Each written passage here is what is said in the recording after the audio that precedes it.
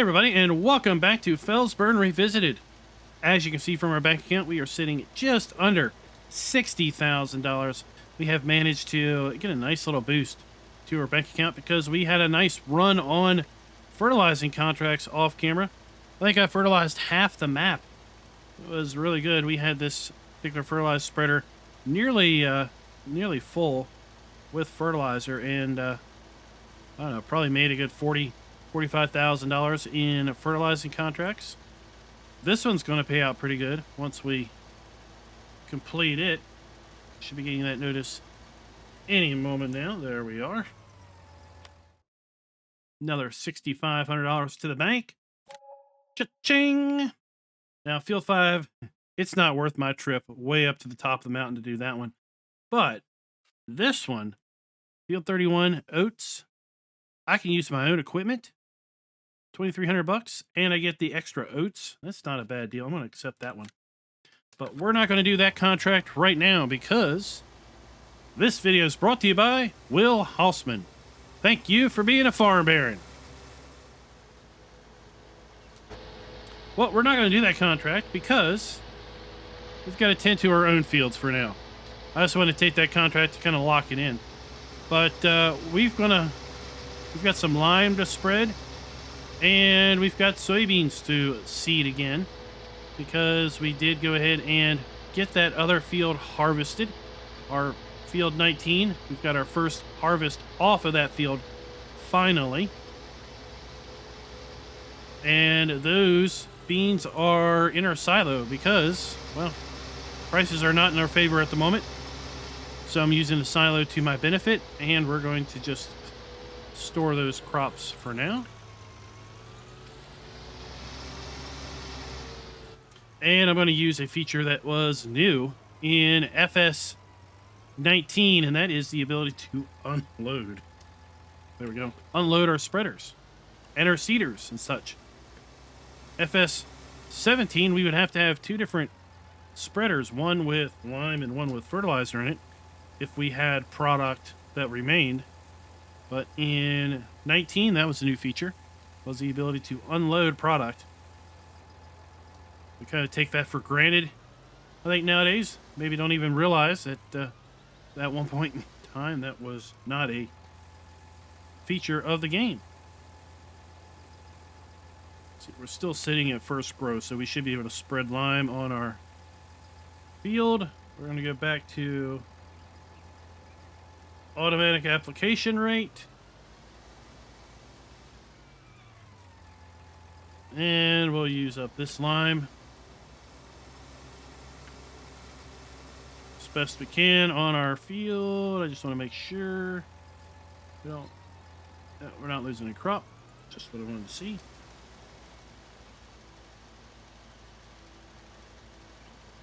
So we just want to get this pH topped off. Typically I would lime before planting, but it doesn't really matter in game. I want to bring this pH up.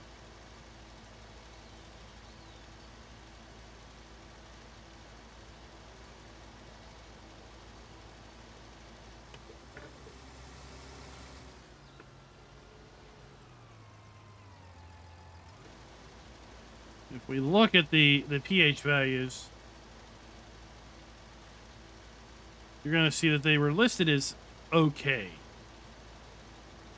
Just okay. Nothing stellar. Just okay. So you see pH of okay. We back up here a little bit. Sandy loam, pH of okay. But, boom. Now we're bumping it up to perfect. I was fine with pH of okay, of good, but pH of okay is getting maybe a little bit lower than I want. I don't want to lose too much yield off of the field just because we're trying to skimp on money. We do have some money here, so we can't afford to shoot some lime out on the field and get that back up to snuff. And thankfully, it looks like we're not really putting down that much lime at all. So the lime is going fairly well. Fairly good distance.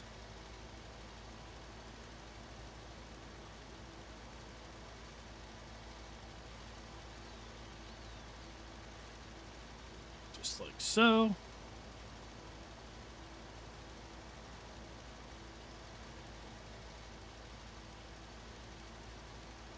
I think our next farm purchase is probably going to be a farmhouse. I think I'm going to put down the farmhouse from Erlengrot. I like that one. I think I'm going to put that one down, but it's $180,000, just like the regular farmhouse is. So, yeah, we've got a fair bit of ways to go. We got $120,000 to earn before we'll be able to put down our farmhouse. But at the rate we've been earning, that'll be here before you know it, seems like. And we are out. All right.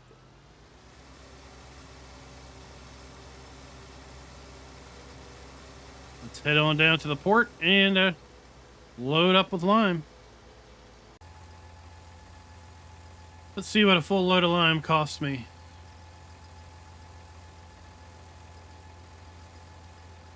It's like $2,000. 16, 19.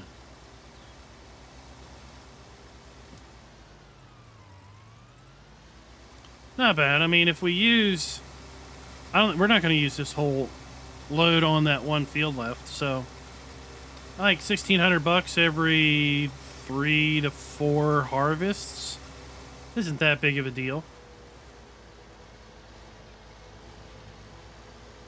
Especially if it keeps our yields maxed out.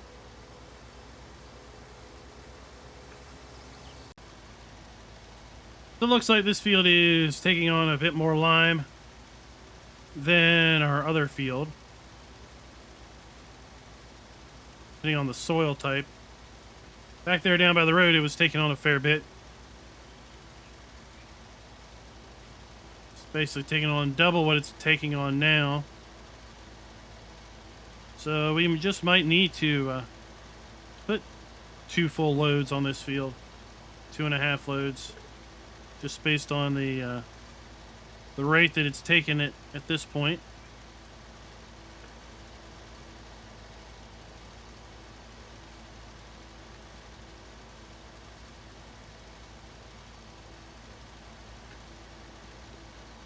I'd be curious how many of you all are auto apply, and how many try to do the manual application rate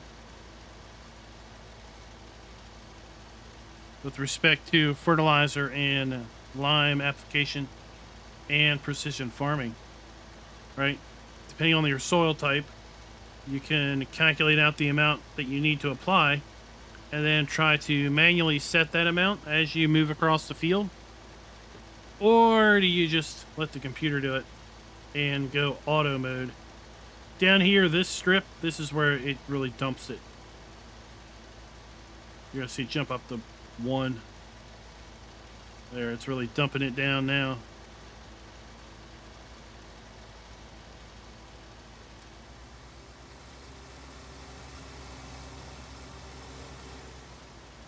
And this is the band where we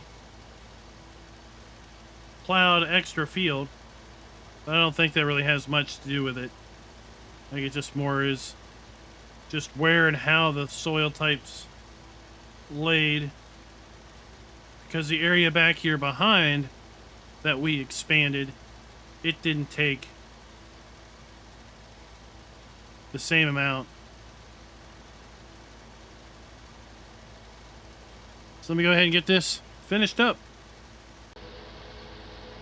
So pretty ironic. We needed just a little bit more than that 1 load. 1 load almost did us. So instead of, as opposed to driving all the way down to the port, just coming down here to shop, we'll grab a bag of of lime. I don't really know if this is cheaper or what, but we'll just buy a big bag of lime, 2,000 liters. And what I wanted to show you was that's the field that we're going to have the harvest contract on. We're going to use our own harvester on. It's not super big. Should be fairly easy to manage with our own equipment.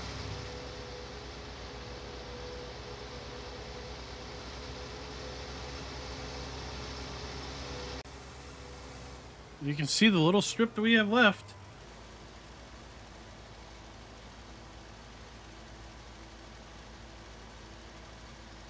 But like 200 liters would have done us.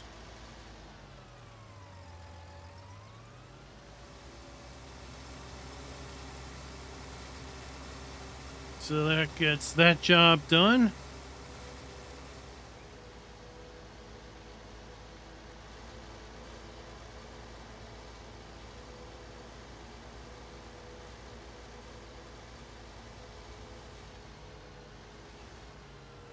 Let's unload this pallet over here.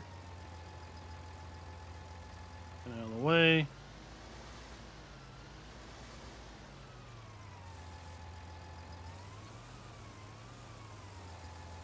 Load fertilizer back up on it.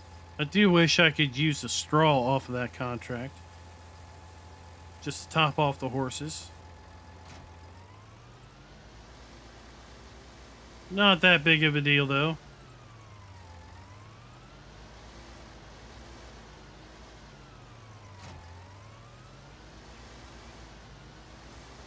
fact, let's do this. Let's drop the weight.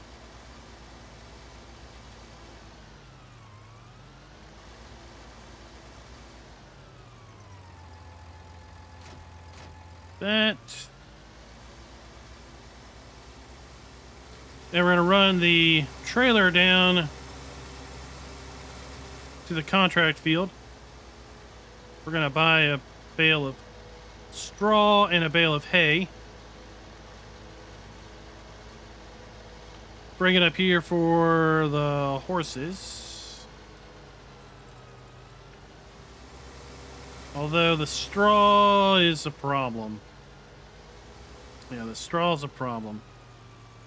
We need a straw blower because of the base game. Animal areas require a straw blower.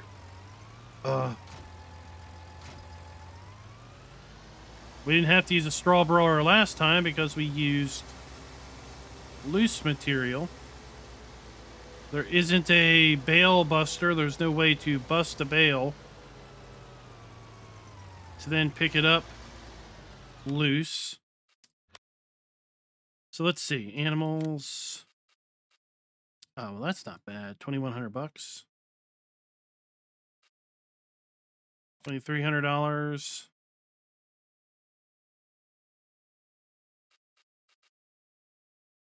Oh, it adds $23. We'll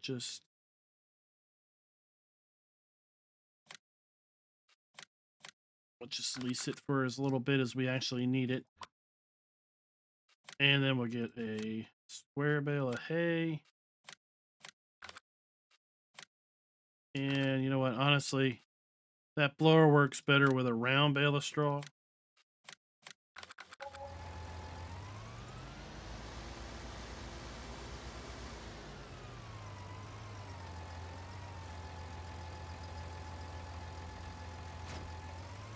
Remind me that I've left my forks.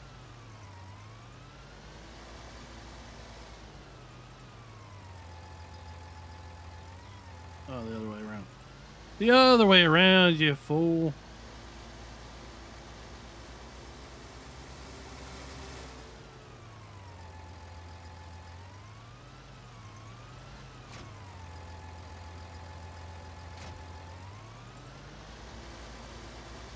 So yeah, the straw blower, that was new in FS19. In 17, you could put bales of straw in And you could obviously put loose material in. In 19, they decided to make it so you had to use a straw blower as opposed to bales, but adding a bale trigger to the animal areas became rather popular. So lots of mod maps went back to allowing the use of bales by adding a bale trigger because it was a popular, request by players to be able to continue to use bales and not have to use a straw blower. A straw blower. Now, the way I got around, typically in my gameplay, using a straw blower, was I would use the small Night TMR mixer. It holds just under 12,000 liters of product. So, it didn't seem that useful from a TMR mixing standpoint, because if you use bales, right, you would add 4,000 liters of straw, 4,000 liters of hay, and 4,000 liters of silage. That's 12,000. And you wouldn't necessarily have the right mix that you want. Well, what I do is I would take and put 3 bales of straw in the mixer. The act of doing that would bust up the bales, and then I would use the TMR mixer, the Night TMR mixer, to just dump loose straw in the trigger. So I would have the added benefit of not having to, deal with multiple bales. I could have 12,000 liters worth, basically, of straw, or almost that much of straw, in the trailer and dump that much in at a time. I wouldn't need to use a straw blower.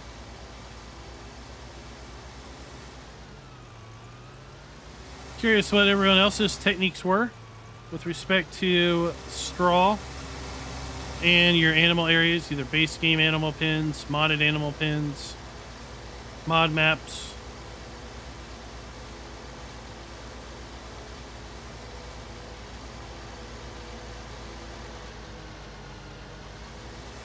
Something else that threw folks off for a little while was they thought you couldn't feed bales at the animal pens, because in 17, if you put a bale in the trigger, even on the forks, it would take it. But on 19, you have to actually take it off the forks, and then it takes it. So that was something else that kind of caught out some folks, was just the fact that you had to unload it off the forks.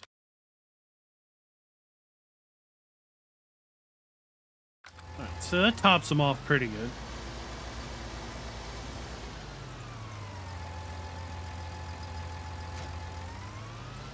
We'll park that there. And I mentioned this in another video, but yeah, our daily leasing expenses were $811. So that's our kind of our baseline. It's going to be a little more now because we picked up the straw blower.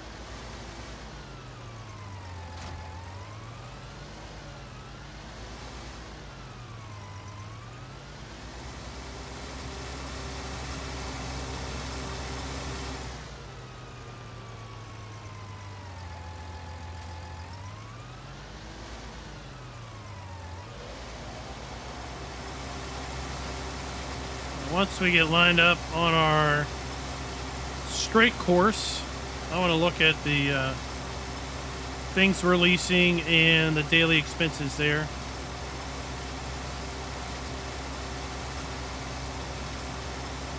And knowing that we have $811,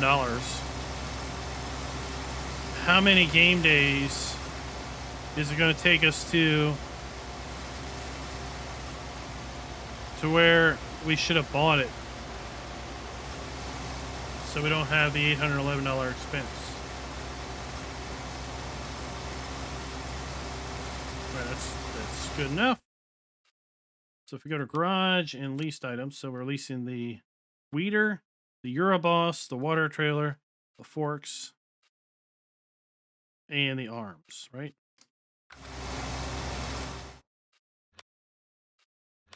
So let's go to weeders. So $180 a day. Of the 811 is that. Euroboss. $450 a day.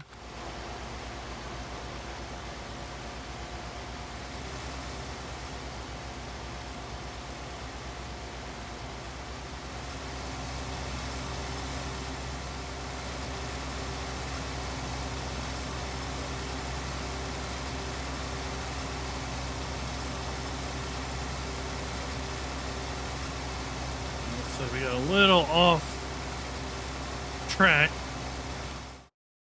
Then we had our loader forks. They are $54, and then our bale spike, I think it's like $86. Yeah, we're getting a little twisted here.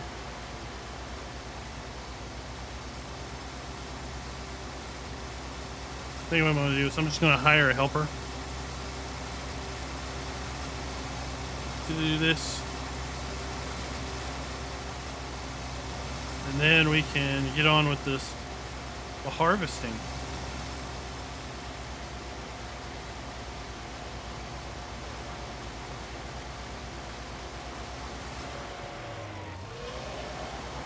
Get on with it. Get on with it. All right, so this is what I wanted to do.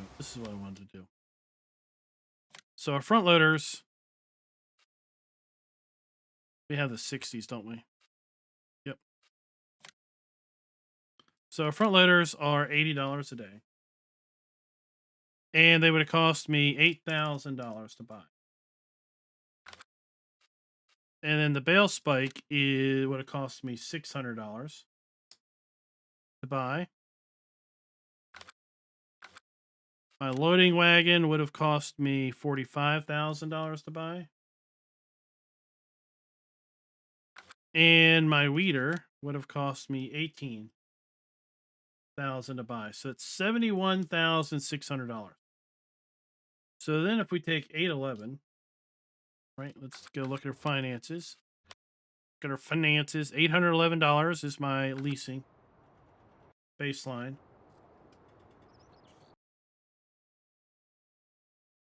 So that is 88 days. 88 game days.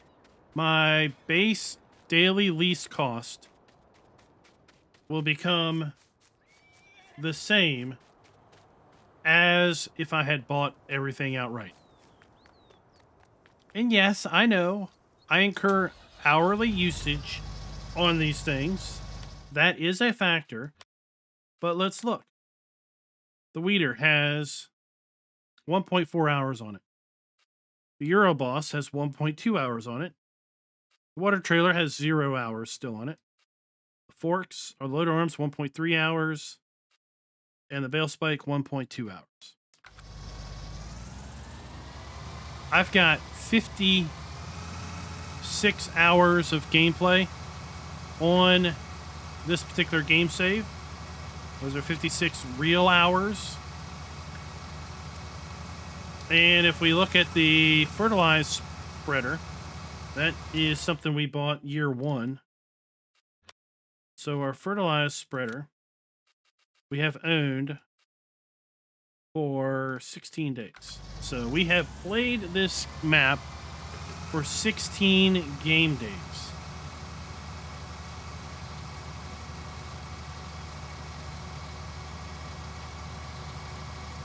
Yeah. Leasing is very, very good idea for things that you don't use a crap ton of. All right, like my tractor. I mean, my tractor has, what, 12 hours on it? Because we traded in the Kloss tractor we started with. That is not a good item to lease, right? You're going to have 12 hours of hourly charges on top of however many days we've owned it. It's not a good thing to lease. A trailer is a good thing to lease because you're not driving that trailer around all the time. The trailer sits most of the time. And as a result of it sitting most of the time, it's not really racking up that much charges. Right? So I still hold that I am doing the right thing with respect to managing the money and buying things that we're going to use frequently, like the harvester and the header and the seeder, the tractor, fertilizer spreader. What else do we own?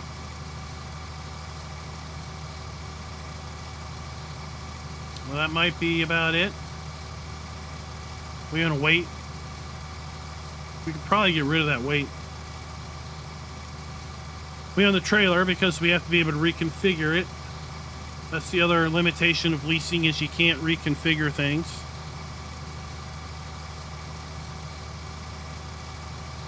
But everything else that we have, we're basically leasing because we don't use it that frequently.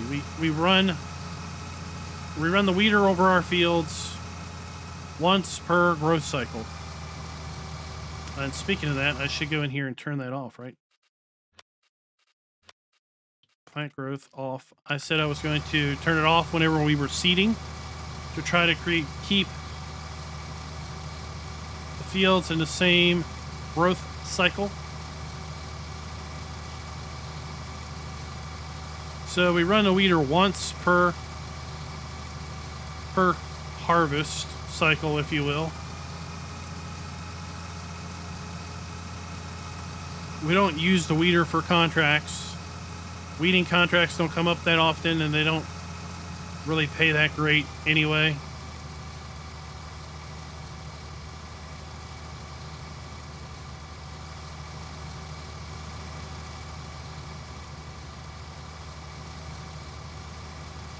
I would say the next big...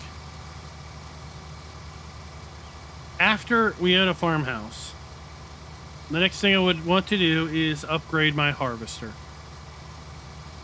It's a pretty big, steep upgrade, though. We look again. Pretty good upgrade. 105,000, 200,000. If we look at the DLC, 348,000. So it is a big step up. A big step up to get to the Massey Ferguson. It does get us a bit larger working with, and we can hold more grain, which is good. But it's a big investment up.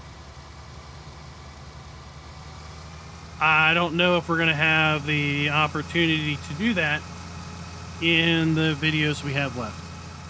We have basically 7 videos after this one, keeping to our 2 a day or 2 a week release schedule. Big shout out to the winner of our 3rd giveaway for Farming Simulator 22, which was last Friday. I am recording this ahead of that giveaway, so sadly I can't tell you who won. But congratulations to them for the win. We will be giving away 1 more copy of Farming Simulator 22 on launch day on November 22nd. So be sure to check out live streams for the link to enter that particular giveaway. I am going to continue to harvest this field. We're going to save whatever oats we don't have to turn in for the contract. And we'll put those in our silo just to have them on hand for our horses. That will allow us to continue to make use of soybeans on our field. Since we don't need to put fertilizer down, then we don't have to worry about that particular expense.